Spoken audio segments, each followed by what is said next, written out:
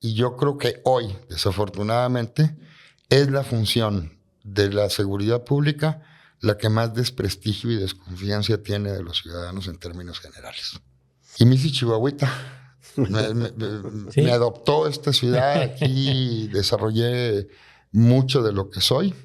Pero él me decía, tocayo, dice, usted y yo vivimos en el homonimato.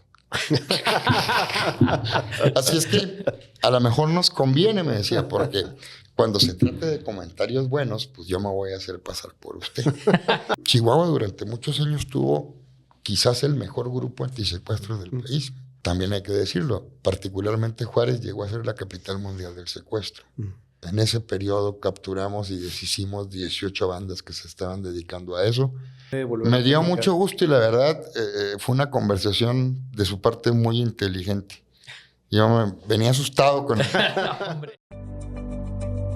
Bienvenidos a Diálogos por Chihuahua, un espacio de conversación plural y propositiva donde conectamos con quienes toman decisiones que impactan a nuestro estado.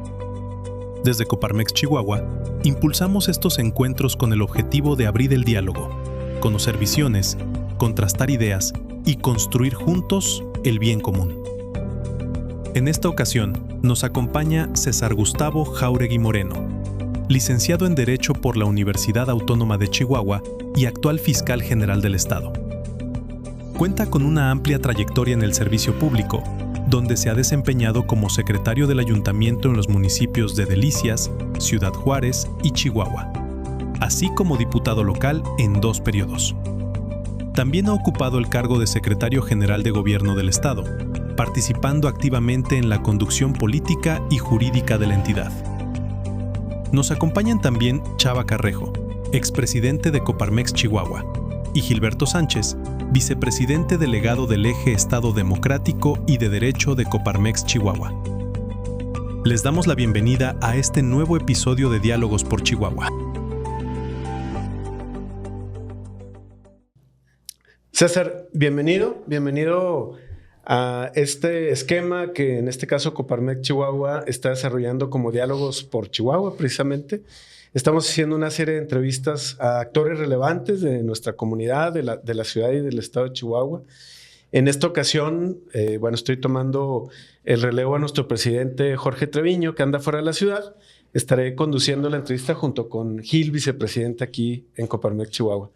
Bienvenido, César, y pues empezamos el tiroteo. Con mucho gusto y estoy a sus órdenes. Pues, César, mira, la intención de este esquema, de este diálogo, es que nos platiques, lo que queremos es conocerte a ti como persona, en principio, y en segundo lugar, conocer un poco de tus funciones y en tercer lugar, tu visión de Chihuahua. Entonces, ¿quieres? Empezamos por el primero. ¿Quién es César Jáuregui? César Jáuregui es alguien que desde muy temprana edad tuvo un despertar cívico temprano. Yo tenía 17 años en 1983, cuando se da aquella irrupción democrática en Chihuahua, donde por primera vez surgía la alternancia en las presidencias municipales de prácticamente toda la carretera panamericana. En aquel entonces, por primera vez en Chihuahua, accede un partido distinto al que aquel entonces gobernaba a presidencias municipales importantes. Se gana Ciudad Juárez, Chihuahua, Camargo, Delicias, Parral, toda la Panamericana, Jiménez. En algo que desde mi punto de vista fue el despertar cívico de muchos jóvenes. Yo en aquel entonces todavía no tenía la mayoría de edad, pero fue un hecho que me marcó fundamentalmente porque me hizo creer que había caminos distintos a los que el régimen de aquel entonces marcaba como indefectibles y como insuperables. Y ese joven tomó la decisión desde muy temprana edad de dedicarse a la política, de dar su trabajo por entero al ejercicio de la política. Comencé, te repito, muy joven. Y muy joven también se me fueron presentando las oportunidades para desarrollarme en la función pública. Yo fui quizás el secretario del ayuntamiento más joven que haya tenido Ciudad Juárez. Yo tenía 29 años cuando fui secretario del ayuntamiento en Juárez. ¿Con qué alcalde? Con Gustavo Elizondo. Fui después secretario del ayuntamiento en Delicias, ya con mucha más edad. Duré 5 años de secretario del ayuntamiento aquí en la ciudad de Chihuahua, en los gobiernos primero y segundo de la hoy gobernadora María Eugenia Campos Galván. Y me desarrollé siempre en el gobierno en áreas que generaran gobernabilidad, en áreas que buscaran encontrar los caminos que le permitiesen a las administraciones municipales que su toma de decisiones de gobierno fueran lo más aceptadas por los más amplios sectores de la población y que pudiésemos hacer muchas cosas con el beneplácito y con el convencimiento de los ciudadanos a quienes iban dirigidas esas opiniones públicas, esa función pública.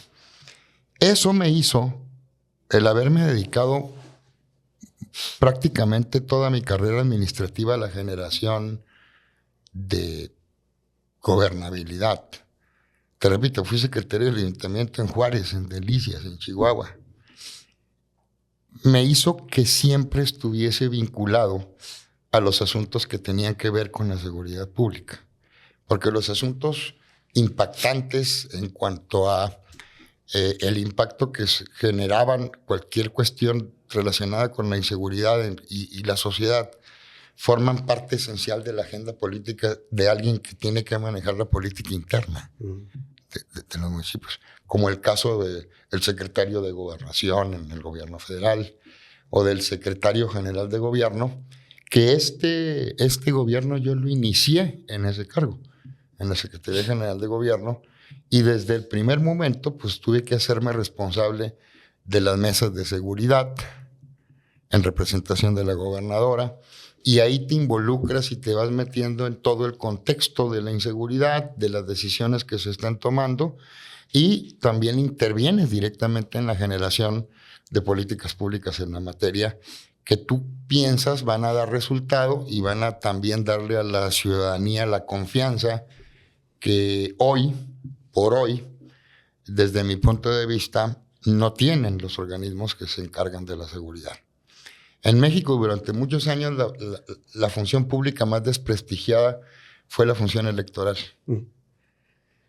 Se logra ciudadanizar, se logra transparentar, hoy es de las que goza de mayor confianza.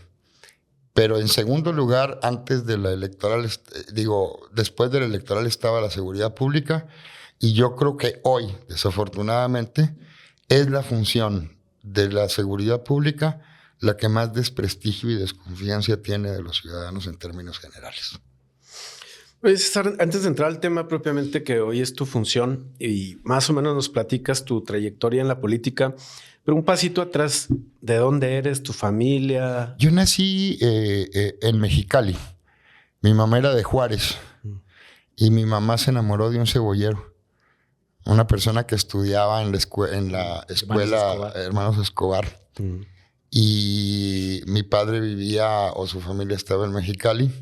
Duré pocos años en Mexicali, diría yo 4 o 5 años. Después me cambié a Juárez. En Juárez duré la etapa prácticamente que me preparó para la universidad. En aquel entonces, en Juárez, también había la carrera de Derecho como aquí en Chihuahua, en la UACJ. Pero la UACJ había tomado el modelo de la Universidad Autónoma Metropolitana, en donde el modelo para la educación superior no se divide en facultades o en escuelas, sino en institutos. Y esos institutos te preparan en troncos comunes para después, en aquel entonces, hasta el 5º semestre, tú decidir entre Derecho, Sociología, Economía, Trabajo Social y no me acuerdo qué otras cosas. Entonces la recomendación, yo tenía tíos, abogados, que me recomendaron que si yo estaba ya muy convencido de estudiar Derecho, me inscribiese mejor en la ciudad de Chihuahua, en donde desde el primer año entras al estudio de eso. Yo te debo confesar que yo quise ser médico durante muchos años. Incluso el bachillerato que yo concluí lo hice en químico-biológicas, porque yo pensaba que me gustaba la medicina, pensaba que esa era mi vocación. Pero ese despertar cívico a los 17 años de lo que aconteció en Chihuahua en el 83 me movió muchas cosas. Si yo quizás hubiese sabido que la profesión no marcaba o no era el origen de tu destino en materia política, quizás hubiera insistido en estudiar medicina. Pero en aquel entonces las carreras estaban como muy estereotipadas. Y si tú querías hacer carrera en la función pública, en el ejercicio de la política, pues lo tenías que hacer en una carrera que se consideraba en entonces afín. Y no había ninguna más señalada, no era ciencias políticas ni nada del derecho. ¿En cuál preparatoria estuviste? Yo estuve en el Cobach número 5. Ah, mira, de ahí salí yo, primera generación. Primera generación. Sí. En el Cobach 5, lo recuerdo así como si fuera ayer. Y me vine a estudiar a Chihuahua Derecho. Y ya prácticamente ya nunca dejé la ciudad, porque aquí concluí, luego tuve algunos trabajos en Juárez, pero nunca dejaba de estar constantemente aquí, en la ciudad, por motivos de trabajo, por motivos de relaciones que yo tenía y buscaba en lo que a mí me interesaba. Y me hice chihuahuita. ¿Sí? Me adoptó esta ciudad, aquí desarrollé mucho de lo que soy. Y pues ese es César Jauregui en términos así. Oye, muy generales. Y un comentario ahí al calce para los confundidos. Uh-huh.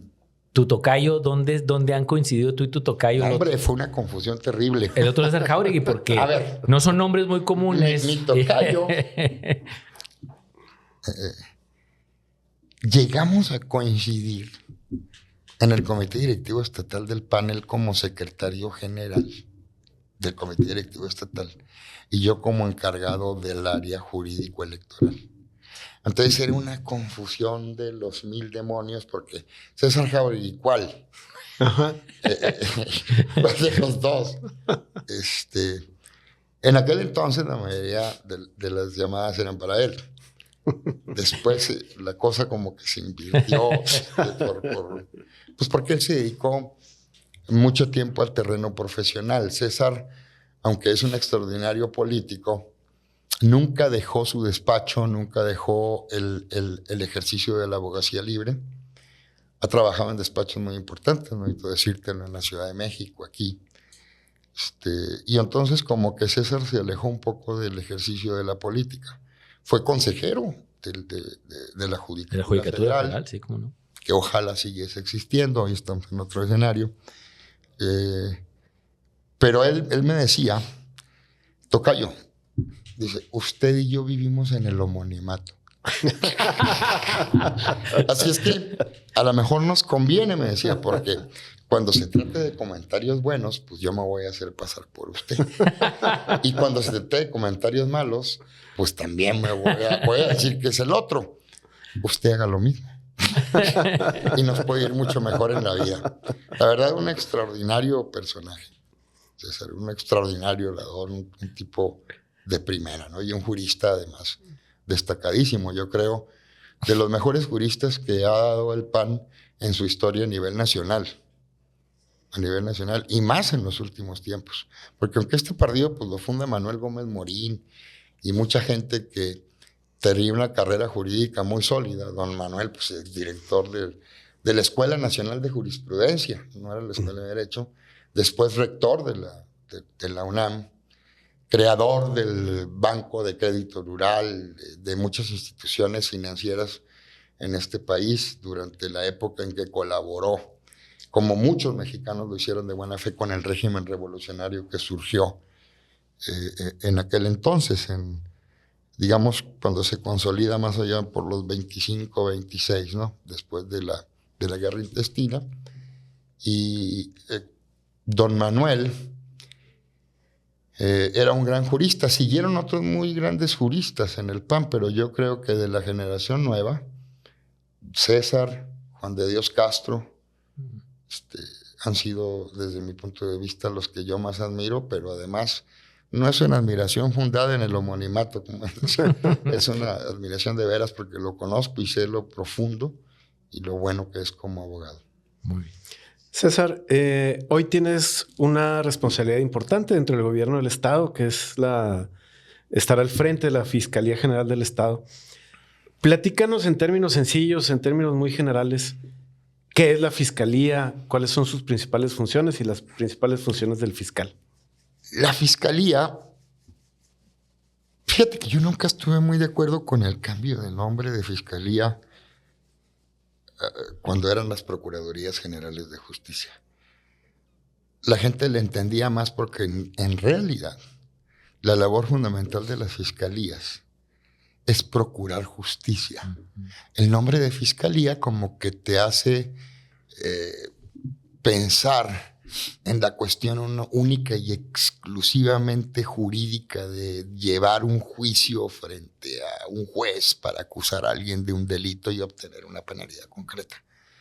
El término de procuración de justicia era mucho más amplio, porque la procuración de justicia es mucho más que la simple judicialización de un asunto. Sin embargo, es un término que se adoptó, pero la Fiscalía procura justicia. Es el representante de la sociedad ante el Poder Judicial y el único que puede llegar a formular una acusación formal frente a un juez para acusar a alguien de la comisión de un delito, obtener una penalidad concreta, una reparación del daño, dependiendo de lo que se trate. Entonces es una enorme responsabilidad, porque representas a la sociedad.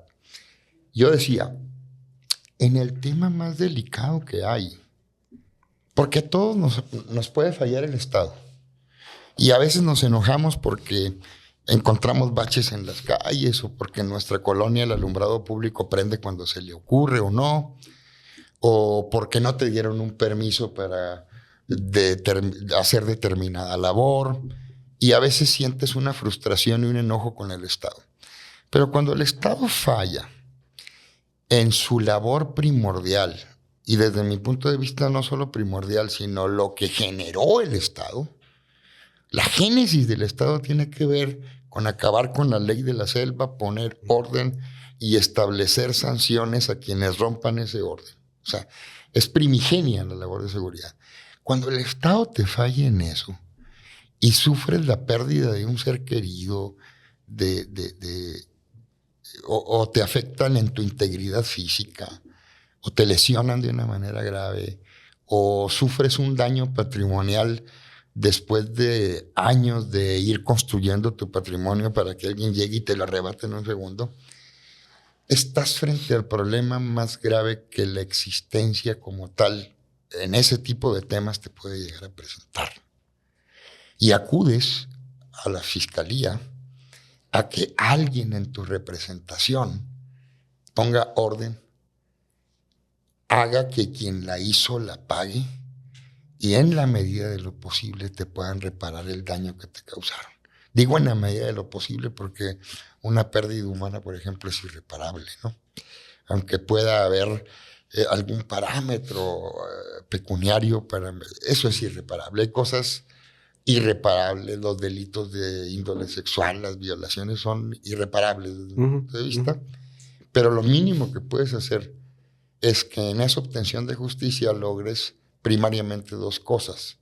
Primero, que quien la hace la pague, y segundo, evitar que esa persona siga haciendo daño afuera. Por eso, la cárcel o las medidas de privación de libertad no son en sí mismas un castigo, son la forma en que la sociedad se protege de individuos que por la peligrosidad que han demostrado no pueden andar en la calle, porque van a volver a cometer ese mismo delito si no los tienes recluidos. Okay. Esa es básicamente la labor que hace la Fiscalía. Hoy las nuevas fiscalías, y esto tiene muy poco tiempo, estamos poniendo el énfasis en la víctima. Muchas, en En los tiempos anteriores a la etapa moderna del derecho penal mexicano, que son los últimos 20, 30 años, todo se enfocaba al delincuente, a la obtención del castigo, de la reparación, pero no veías que el verdadero eje central del drama penal es la persona que fue víctima del delito. Entonces eso como que se dejaba de lado. Hoy no. Hoy ya en todas las fiscalías prácticamente del país, incluyendo la nacional, tienes tú CEAVES o centros de atención a víctimas que se encargan de estar con la víctima desde el primer momento, ¿no? Porque el delito trae una serie de consecuencias. Suponte la pérdida de la vida del que era el sustento de la familia, y la familia se queda sin ese sustento, sin nada. Pues el Estado se tiene que preocupar porque la situación de esa familia sea lo menos dramática posible y ayudar a que los hijos sigan estudiando y ver la posibilidad de... ¿Me explico? Tienes que acompañar a la víctima a través de también un proceso de ayuda psicológica que le permita asumir y darle vuelta a la página, y muchas cosas que tienes que hacer y que desde mi punto de vista, aunque la gente no lo ve, las fiscalías lo estamos haciendo a diario. SEAVE, esta dependencia quizás que más recibe gente de la fiscalía, por el drama que muchas veces significa un acontecimiento en el ámbito del derecho penal. Okay. Ahora, viendo lo que es la fiscalía y el trabajo que hace el fiscal, no sé qué porcentaje más o menos del tiempo es reactivo, porque pues hay que reaccionar a lo que va ocurriendo, y qué tanto puede ser proactivo o de planeación, porque también hay cosas que se tienen que ir planeando. Combinas las dos, porque muchas veces te trazas objetivos que sí te permiten una planeación. Un objetivo muy concreto es: hay que disminuir el número de homicidios dolosos en el Estado. Y ahí sí puedes hacer toda una estrategia que va a contemplar muchos aspectos, desde la coordinación con otras autoridades, la especificidad de la investigación que vayan a realizar un grupo de agentes de la Policía Ministerial. Puedes especializar a ministerios públicos ya en temas muy concretos relacionados con delitos en contra de la vida y la integridad personal. Puedes hacer un estudio de inteligencia sobre los grupos delictivos que están operando en la entidad, ver cuáles son las cabecillas, darte cuenta de su estructura y ver de qué manera puedes de manera más eficaz combatir a quienes están generando los homicidios, que son los generadores de violencia, los sicarios. Y muchas veces tienes que ser reactivo y te avisan de que, como ahorita recientemente en Juárez, encontraron un niño de 1 año tirado en un lote baldío y tienes que dar el resultado de inmediato porque tienes un hecho concreto que indigna a la sociedad, que no puedes pasar por alto y durar meses en la investigación, y lo tienes que resolver rápido. Lo resolvimos en 3 días. Rápido. Tienes que actuar rápido y ser reactivo. Pero en eso te ayuda mucho la planeación. Ya hay grupos muy eficaces de agentes de la Policía Ministerial, grupos muy con mucha inteligencia, con mucho... Ejemplo de ello, Chihuahua durante muchos años tuvo quizás el mejor grupo antisecuestros del país, porque también hay que decirlo, particularmente Juárez llegó a ser la capital mundial del secuestro. Se invirtió, se capacitó. Hoy prácticamente todos aquellos que acabaron con el secuestro en esas épocas son hoy los principales jefes de las principales áreas de la Agencia Estatal de Investigación. Okay. Y hoy prácticamente lo que es el secuestro extorsivo, el secuestro donde a una persona la privan de su libertad, la encierran en determinado lugar y comienzan un proceso con la familia de rescate, eso prácticamente en Chihuahua lo desterramos. Y cuando tuvimos un piquito en Juárez, derivado de que... Voy a hacer un comentario que creo que es importante que la gente sepa. En Chihuahua, durante aproximadamente los últimos 5 o 6 años, antes de la asunción del presidente Trump, el 2025 en enero, la actividad más redituable y la que más generaba recursos de los grupos del crimen organizado era el tráfico de personas.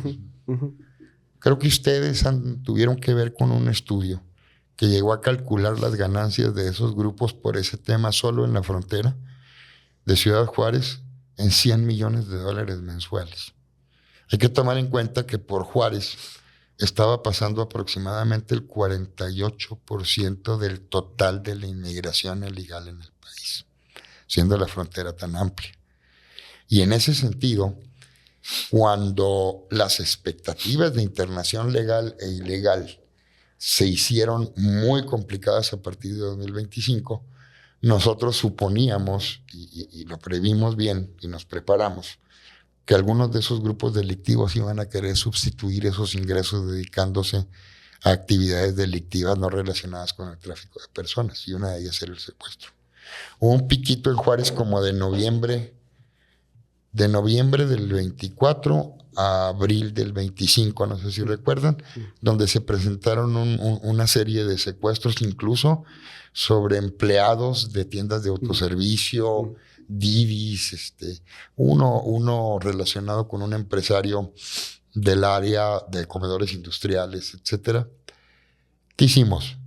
Resolver de inmediato esos asuntos. En ese periodo capturamos y deshicimos 18 bandas que se estaban dedicando a eso. Llevamos ante los jueces aproximadamente a 90 personas que estaban involucradas ahí y que van a enfrentar penalidades mínimas de 40 años, mínima, por el que les llevaba la comida. Son penalidades muy, porque es la manera en que también tienes que actuar. Y hoy prácticamente en Juárez no tenemos absolutamente ningún secuestro de ese tipo. Sin embargo, seguimos apareciendo muy altos en los informes que rinde el Secretariado Ejecutivo de Seguridad Pública, porque se considera secuestro el asunto de los migrantes detenidos por los grupos del crimen organizado para luego internarlos a Estados Unidos. Y se considera secuestro y no lo miden como secuestro, pero el secuestro extorsivo está... Yo tengo ya meses que no recuerdo uno. O sea, es algo que... Y que cómo combates así.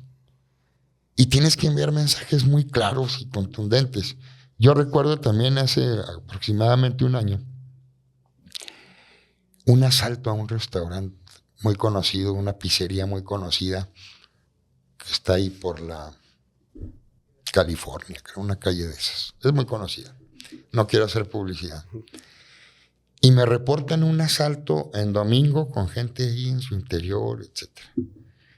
Dijimos, o esto lo resolvemos de inmediato, o si se ve la fase, pues se van a seguir cometiendo.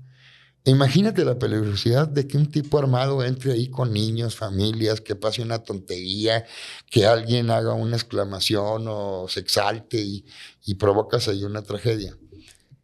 Lo resolvimos en una semana. Teníamos ya los detenidos, una ex policía municipal, pero sí puedes enviar mensajes muy claros y contundentes de que hay cosas que bajo ninguna circunstancia vas a permitir que proliferen o que se desarrollen. Sí, y lo tienes que hacer rápido. Eso es lo reactivo. Lo otro, lo que nos ha conducido, por ejemplo, a disminuir el número de homicidios, que hoy parece ser, de 7 años para acá, como el parámetro que mide la eficacia o no de las fiscalías y de los aparatos de seguridad pública en las entidades federativas. Bueno, pues tuvimos que entrar a un proceso de mejora sustancial en ese número, y yo creo que los números pues no te mienten, además no son números míos, son números del Secretariado Ejecutivo de Seguridad Pública. Como hay que comparar peras con peras y manzanas con manzanas, este gobierno entró el 8 de septiembre del 2021. Está a punto de cumplir 4 años y medio, ya los está por cumplir.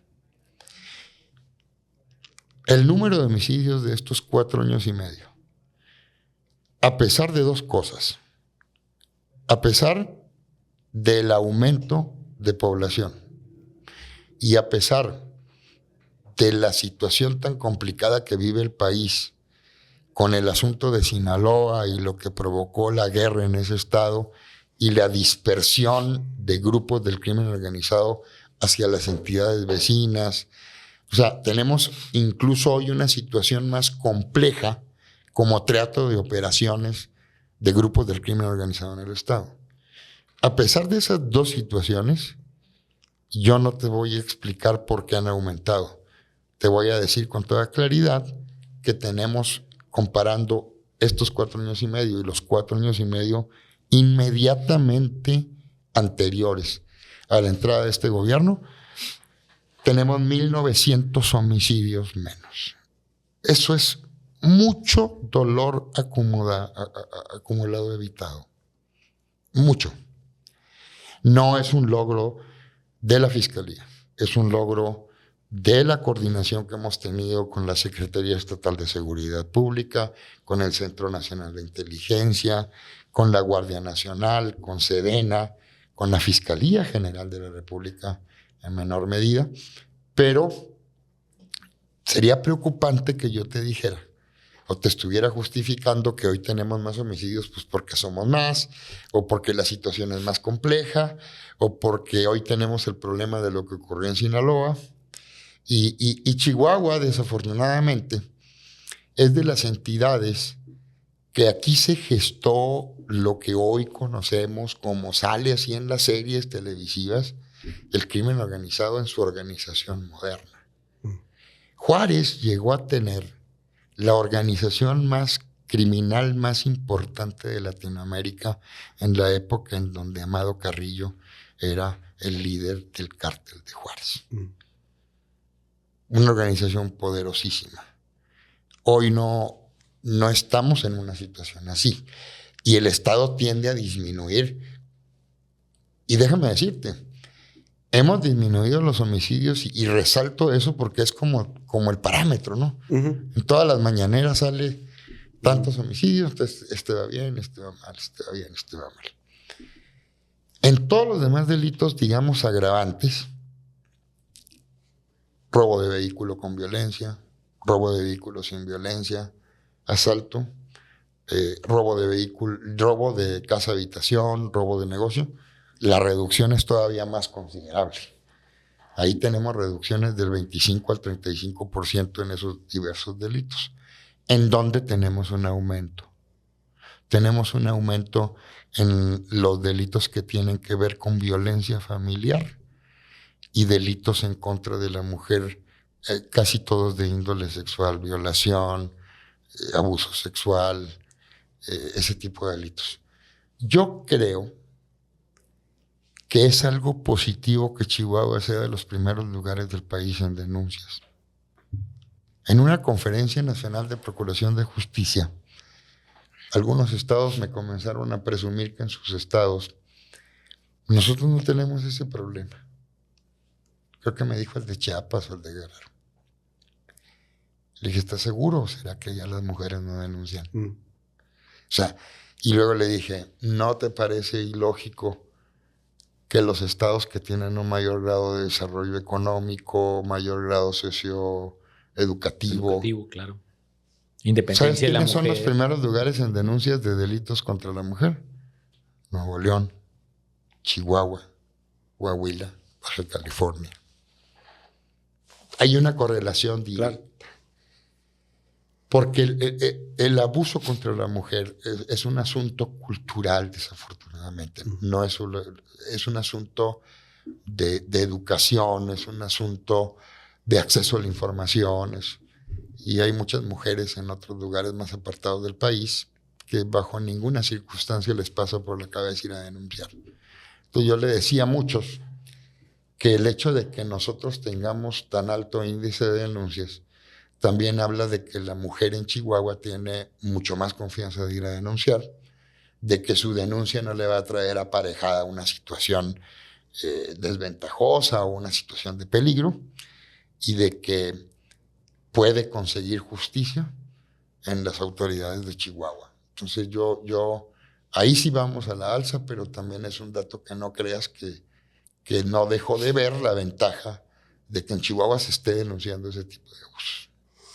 César, en tus respuestas nos has compartido algunos logros importantes de algunas situaciones que se han presentado y coincido contigo, el resolver rápido un asunto pues es un inhibidor importante de que esto se siga presentando.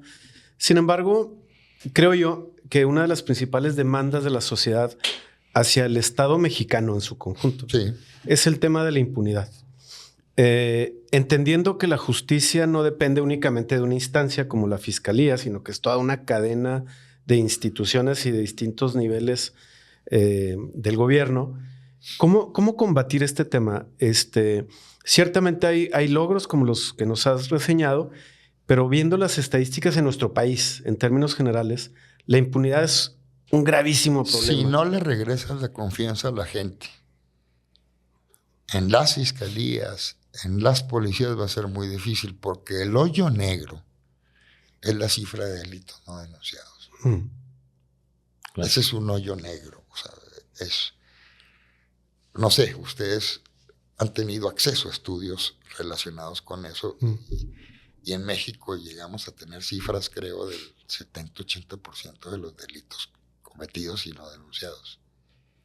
¿Por qué pasa esto?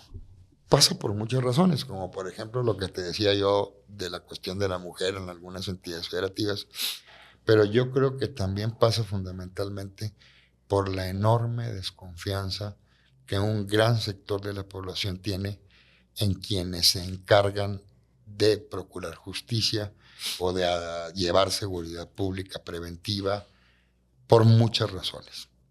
Quizás la razón fundamental es que la gente siempre ha intuido algún tipo de contubernio entre la delincuencia y quien se dedica a perseguirla.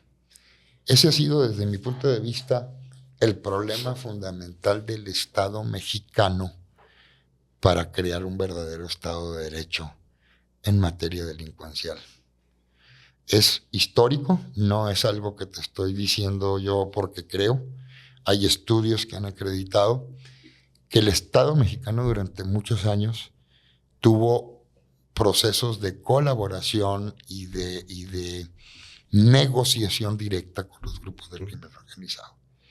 ¿Eso a qué condujo? Tarde que temprano condujo a que esa situación se revirtiese, el crimen organizado se fortaleciese, sobre todo financieramente, y eso le permitiese tener una mayor influencia sobre quienes procuran y quienes tienen que hacer justicia.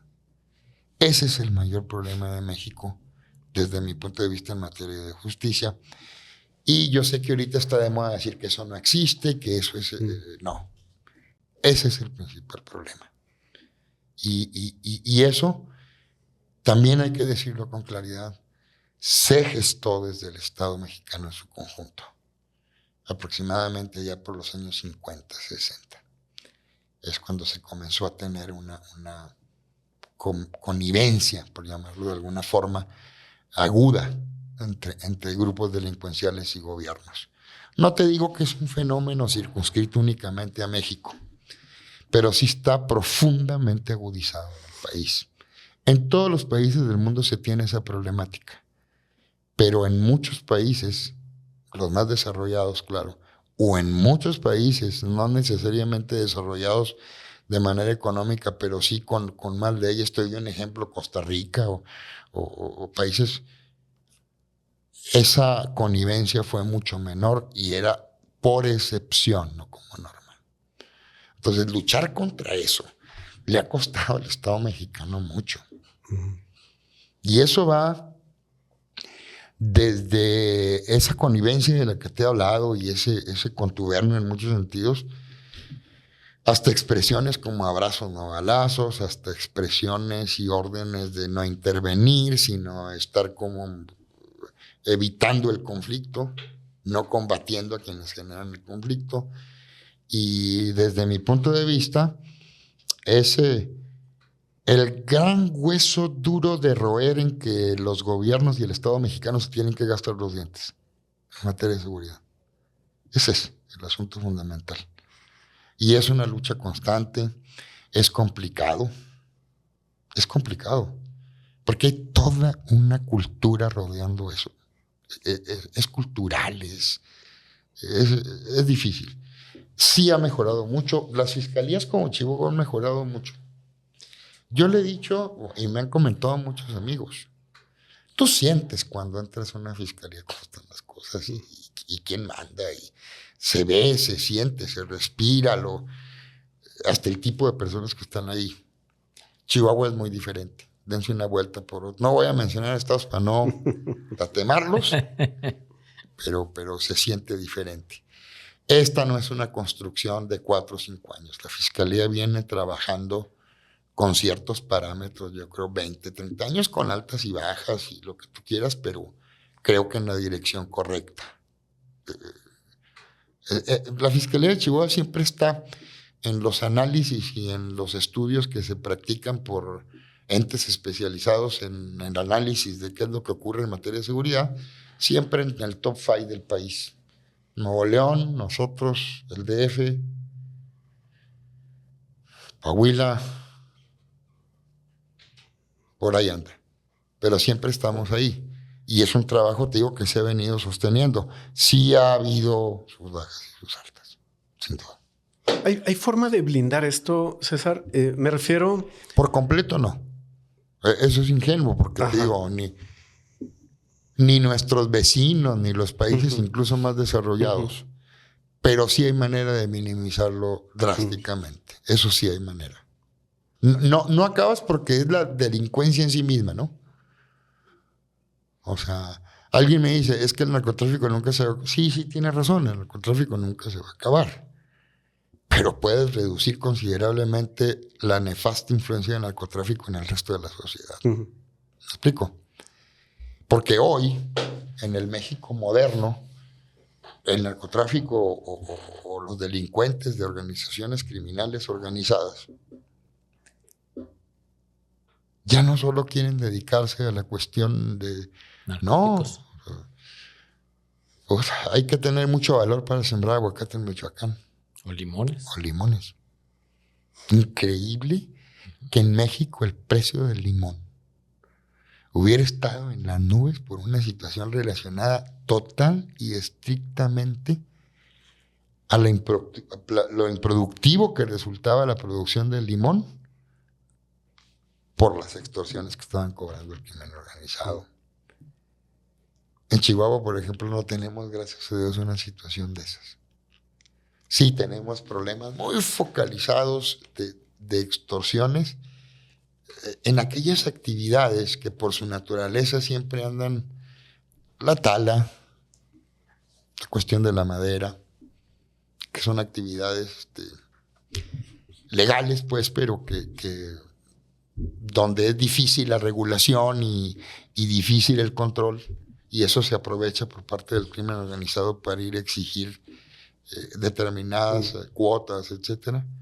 Pero fuera de eso, y ustedes en un organismo como Coparmex, hablo de Chihuahua, pueden ver que miles y miles de personas en las principales ciudades del estado, en Juárez, en Chihuahua, en Parral, en Delicias, están abriendo y levantando la cortina de su negocio sin mayor problema.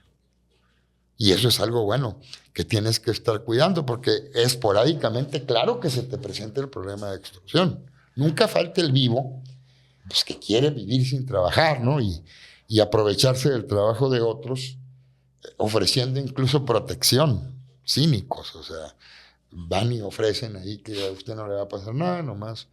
Pero eso yo creo que en Chihuahua, junto con el secuestro, es algo que existe, te digo, muy focalizado. En términos generales, y tenemos estados muy cerquita donde no viven una situación así, muy cerquita.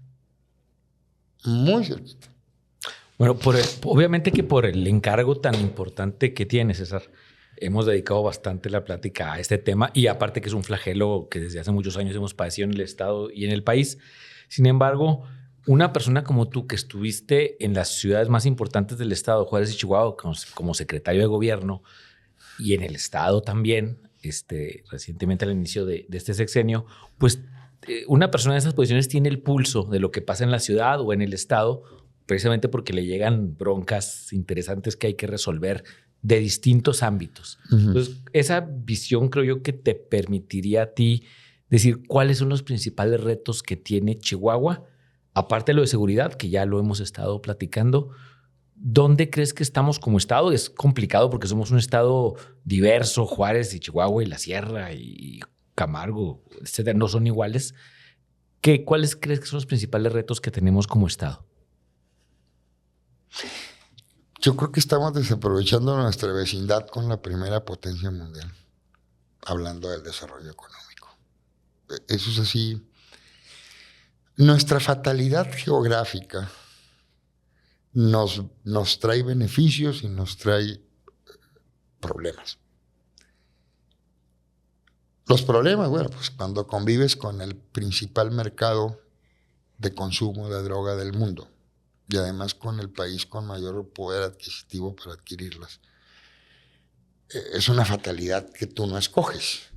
Pero también eso ha convertido a Chihuahua en el primer lugar, por ejemplo, en exportaciones del país desde hace ya muchos años. Yo creo que hace falta impulsar de una manera más, y ahí necesitamos mucho la colaboración del gobierno federal y no sé, para que Chihuahua despegue. Chihuahua está condenado a ser uno de los principales polos de desarrollo del país.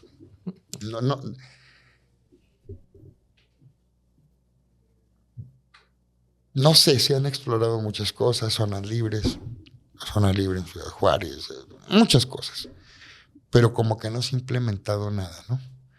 Yo recuerdo el inicio del presidente López Obrador, hubo una gran expectativa en Juárez porque se anunciaron una serie de cosas, entre ellas la factibilidad de una zona libre, muchas cosas. Y pues cuando hicieron cuentas, porque los secretarios de Hacienda nomás hacen cuentas, ¿no? Y pues se rajaron y dijeron no, vamos a posponer eso. Yo creo que hay un gran futuro económico para Chihuahua, pero sí se necesita tener una visión mucho más amplia de la economía. Tenemos que seguir fortaleciéndonos en materia de seguridad. Fíjate, a pesar de nuestras cifras, es indiscutible que los inversionistas sí confían en Chihuahua. En Juárez y en Chihuahua. Y eso lo saben ustedes.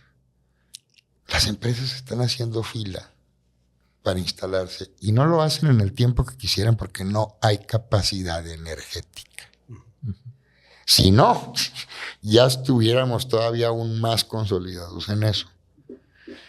Eso también, yo el otro día les decía a unos amigos que también tenemos que reflexionar qué queremos. Te voy a poner un ejemplo. Chihuahua. Números más, números menos, hoy tiene 1 millón de habitantes, para no meternos en líos. Dicen en el INEGI que 890,000, otros que 1 millón. 1 millón. ¿Queremos que Chihuahua tenga 2 millones de habitantes en el 2050? ¿O no queremos que Chihuahua tenga 2? ¿Por qué? Pues porque te va a traer aparejados oportunidades y problemáticas. Queremos que la ciudad tenga una vocación industrial más específica. Creo que Chihuahua también se tiene que pensar y proyectar, y como que no hemos hecho ese ejercicio. Y hablo no, de la población, no en general. Ni siquiera lo hemos hecho como tal, con organismos especializados, con implanes, no lo hemos hecho a esa profundidad. ¿Qué queremos? ¿En qué queremos? Chihuahua está en un punto en donde tú puedes influir determinantemente con una serie de políticas públicas en lo que se va a convertir en el 2050. A ustedes les va a tocar vivir, yo no creo llegar al 2000, pero pues tenemos que prepararnos porque ahí vienen atrás nuestros hijos, ¿no? Y viene todo eso. El otro reto fundamental es mejorar las condiciones de seguridad más de lo que tenemos hoy. Porque esa es la premisa fundamental para que haya inversiones, para los círculos económicos virtuosos, para que te puedas desarrollar integralmente en tu comunidad sin el riesgo de que te pase lo que en Michoacán o en otras entidades, ¿no? De que tienes que trabajar para ellos o darles un porcentaje de tus ganancias. Y todo eso yo lo considero factible. Y El tercero, vamos a tener que generar una política en donde todos estemos de acuerdo. Aunque mucha de la estrategia política de algunos es la fractura, la división y el conflicto, porque es en donde ganan. Es el terreno que les produce más. El día que en Chihuahua todos jalemos la cobija para el mismo sentido, vamos a cambiar mucho. Yo tengo la tesis de que Juárez pudiera estar mucho mejor. Si se hubiese consolidado una visión de jalemos la cobija, todos en el mismo sentido. Eso siento que es la gran ventaja de Chihuahua. Yo lo viví porque tuve que trabajar con ambos organismos empresariales, con ambos sectores. Y en Chihuahua yo sí observo, digo, no hay una unanimidad, pero sí hay como una especie de acuerdo colectivo sobre muchas cosas que te facilitan enormemente el ejercicio de gobierno con gobernabilidad. En Juárez se han llevado el desarrollo a 5 puntos de la ciudad, se lo han querido llevar, y que San Jerónimo, y vamos a hacer la universidad en Sur. No, pero además están haciendo los muchachos 1 hora y media, güey, a veces increíble, ¿no? Para darle, y que Camino Real, y que no, ahora aventémoslo. Al tener Chihuahua capital una sociedad más articulada, le ha permitido tener un desarrollo también más ordenado. Ahí va Juárez. Son ciudades diferentes, pero desde mi punto de vista esa es la enorme diferencia. Ahorita que me decías cuál es el aspecto que tú más notas al haber estado o tenido cargos de responsabilidad en ambas ciudades. Y yo creo que hay que profundizar en eso. Pero el gran reto económico que tiene Chihuahua es enorme. Y yo te repito, siento que estamos desaprovechándolo en muchos sentidos porque el gobierno federal no se pone las pilas en eso. No de ahorita, ¿eh? Esto no es un problema de hace 7 años. El problema de las definiciones económicas del gobierno mexicano en relación con los estados fronterizos ha sido añeja. Y a 1000 kilómetros de distancia, pues las cosas se ven muy diferentes que como las vemos aquí. Chihuahua tiene que seguir conservando su autonomía en muchos sentidos. Cada vez las decisiones importantes están dejando de ser locales. Y las decisiones que están determinando el rumbo y el destino del Estado se están tomando en otra parte. Entonces hay que atender a eso. Ahorita profundizaba sobre algunas diferencias entre Chihuahua y Juárez, concentrándonos aquí en la capital, en la ciudad de Chihuahua. Efectivamente, como tú bien lo dices, hay una sociedad de alguna forma más articulada, con muchos acuerdos establecidos desde la propia sociedad. Y hablo pues desde los organismos empresariales. La verdad es que hay una coordinación y una comunicación sobresaliente comparada con muchos lugares del país. ¿Cómo en una gestión propia de gobierno, qué tan importante es gobernar en constante comunicación con la sociedad civil?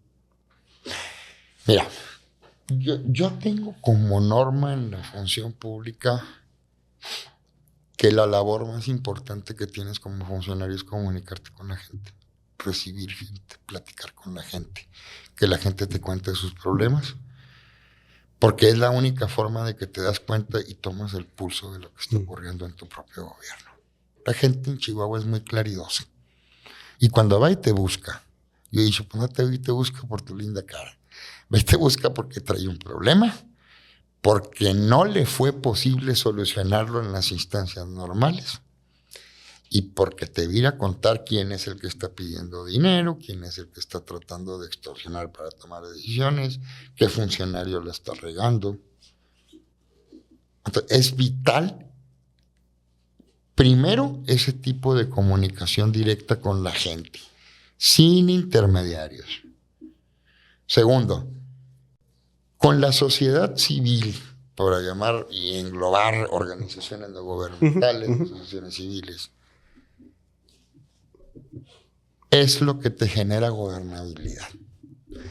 Ese concepto tan traído en materia de ejercicio de gobierno, yo lo reduzco a esto. es tratar de tomar las decisiones de gobierno de tal manera en que la mayor parte de la población a la que gobiernas esté de acuerdo. Punto. No se compliquen la existencia. Y cuando tú gobiernas a contrapelo de ese tipo de organizaciones, generalmente lo estás haciendo en contra de los intereses de la sociedad misma. Porque esas organizaciones representan a la sociedad de manera organizada.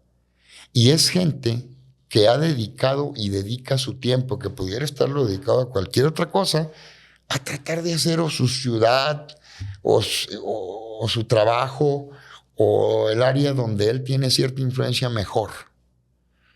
Así de importante es. Yo no recuerdo un ejercicio de gobierno que haya terminado peleado con ese tipo de organizaciones que hoy se ha recordado como algo edificante para la vida pública. Generalmente sí encuentro, pues quien termina peleado o distante de ese tipo de organizaciones pierde enormes espacios de gobernabilidad y termina en el desprestigio. La mayor parte de la gente que trabaja en ONGs, en asociaciones civiles, lo hace de buena fe y no tiene más interés más que poner su granito de arena para que las cosas mejoren, ¿no? Y no es gente que anda buscando cambiar el mundo, quieren cambiar una cosita. Su metro cuadrado. Y el que le gustan los animales y se mete a agrupaciones de ese tipo y quiere que se proteja de la crueldad animal, está poniendo su granito de arena. Y además lo está poniendo porque muchos de los grandes criminales comienzan su carrera delictiva siendo crueles con animales, ¿no? En ese sentido hasta nos ayudan. Y el que está en una ONG de derechos humanos está preocupado porque la policía actúe con el debido proceso, que a nadie se le violenten sus derechos humanos. Y el que está en el Club Rotario está preocupado porque los niños que tienen falta de visión adecuada tengan acceso a lentes que les permitan ir a estudiar. Entonces, esa gente, la verdad, te ayuda desde el ejercicio de gobierno. Desde tu ejercicio de gobierno te ayuda. Yo estoy seguro de que la mayor parte de los bienes públicos como sociedad y de la labor que le llega a la sociedad pasa por las organizaciones de la sociedad civil. No tengo ninguna duda de eso.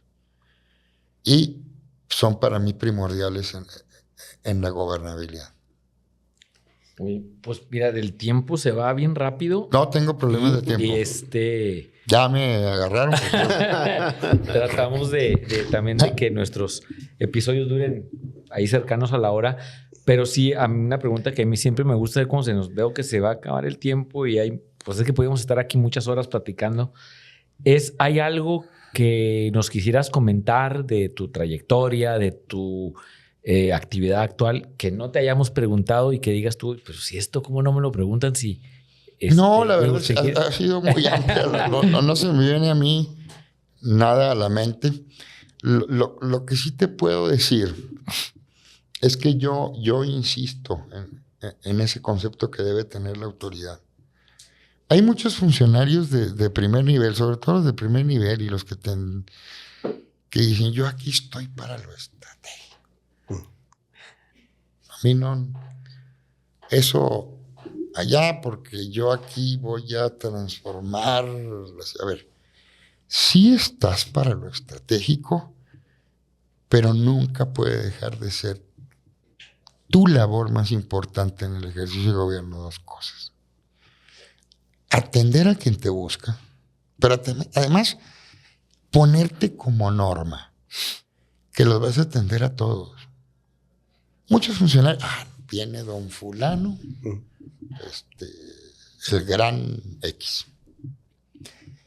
Tienes que recibir a todos, porque te van a plantear el problema más grande del mundo, que ¿cuál es?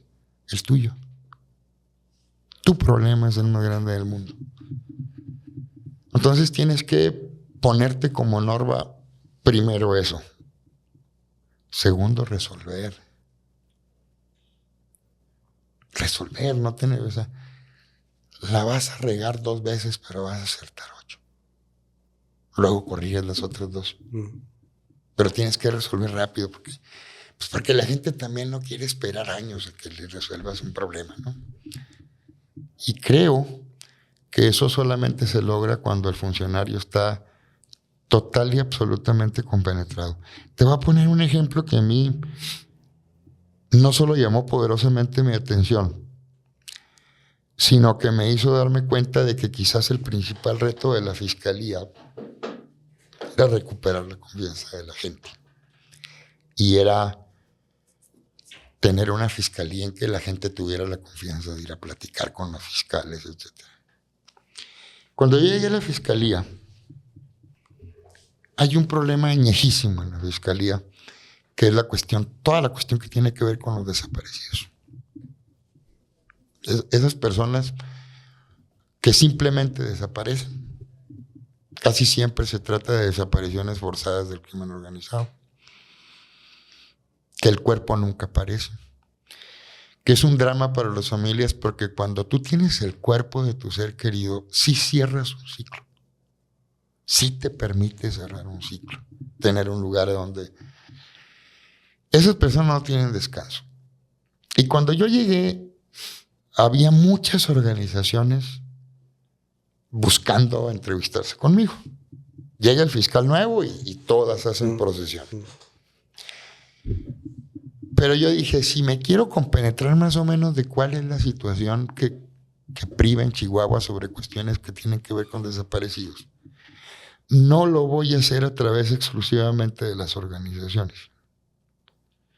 Y me di a la tarea de recibir a todas las familias que tenían algún reclamo de desaparecidos. Y obvio, pues me fue como en feria, ¿no? Hay gente que tiene 20 años y pues fueron a decirme que éramos una bola de inútiles, que no era posible. Me di cuenta también con mucho coraje de que muchos asuntos se pudieron haber resuelto de inmediato, rápido. 20 años después es imposible, ¿no? Porque la gente te cuenta, hicimos esto y le entregamos al fiscal esto. Pero el dato más revelador es que ninguna de las familias que estaban con ese reclamo habían estado alguna vez en su vida en el despacho del fiscal general. Y esto no puede ser. Eso te habla de la distancia que había de lo terrenal y de lo... Y a ver, no, yo sé que no es fácil. Uno quisiera recibir como funcionario pues a personas que van a ir amablemente a pedirle tal o cual acción y que es gente frustrada, es gente enojada, es gente que en el asunto más importante de su vida no encontró resultados por ningún lado. Entonces, pues no te va a ir bien. Claro, pues me imagino que muchas experiencias difíciles. Pero ¿no? ¿sabes una cosa? Esa gente salió con otra perspectiva. Y yo estoy seguro que muchos fueron con su vecino. Y le dijeron, no, hombre, al Jauregui ese que muy fiscal, y yo le dije en su cara que eran una bola de inútiles.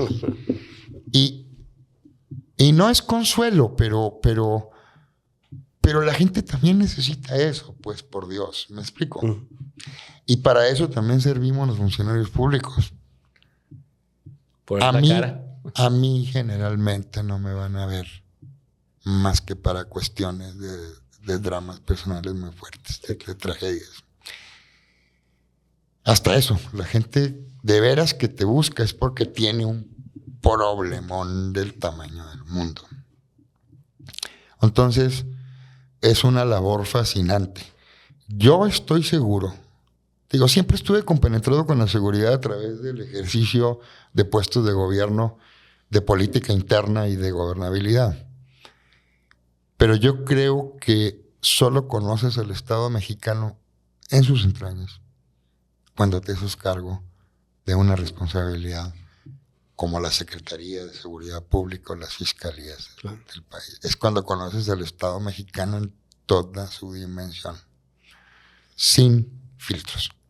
César, pues interesantísima la plática.